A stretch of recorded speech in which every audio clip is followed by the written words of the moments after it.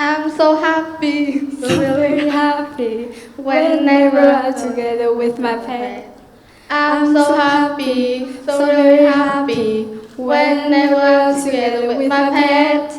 Ladies and gentlemen, have you ever been asking yourself whenever you play with your puppy, does he really love me?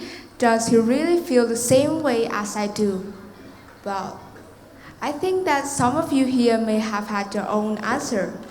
But if you haven't, you may want to sit down and listen to our speech. Here we are, the banana split from Ngọc Secondary School. Do species feel emotions is often the topic of debate. And as you know, humans have our own language to express our emotions like love and affection. However, we don't speak animals, so that's why it's hard for us to identify whether they experience what we call emotions or not. Nevertheless, some animal behaviors does closely resemble to human gestures of love and affection. Let's find out. So first of all, we need to understand what emotions are. What are emotions is a difficult question, so hard in fact that scientists can't agree on an answer. The dictionary says emotions are a feeling such as happiness, love, fear, anger, or hatred, which can be caused by the situation you are in or the individuals you are with. So they are our response to things that happen to us. For example, if you cuddle a puppy, you'll feel happy, but if you argue with a friend, you feel sad or angry. So emotions produce physiological responses in us, such as a racing heart, a behavioral one, such as a smile, a scream, or a frown. So let's look at a few examples. Firstly, the emotion in pigs. In 2013, a research on pigs found that individuals display behavior linked to negative emotion when anticipating or having a bad experience, which in this case was separation from others. These behaviors include freezing, putting their ears back, and holding their tail low. Positive behavior, such as playing, barking, or tail movement, was seen before or during a good experience. Being given company and access to a pain-free restaurant, pizza, and chocolate raisin. The study also found that trained animals pass emotion on to untrained ones that didn't know where the good or bad experience were coming. This shows that the emotion of one pig can influence others.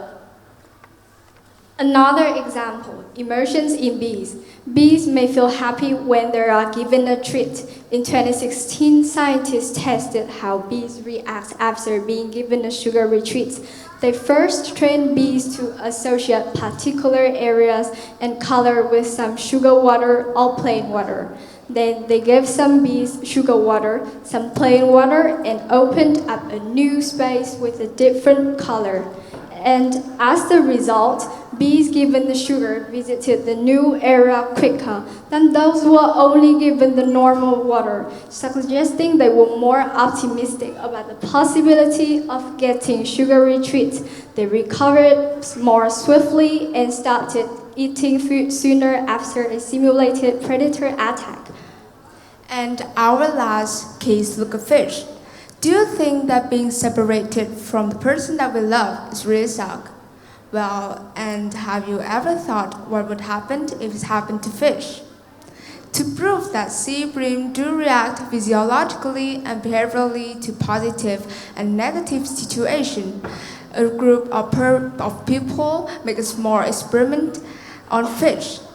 A female fish will be given a short window to see, hear, and judge the two male fish, and then make a decision to choose a suitable mate. But then they try to split them up by putting the female fish with the one that she rejected. And of course, there was no love at all.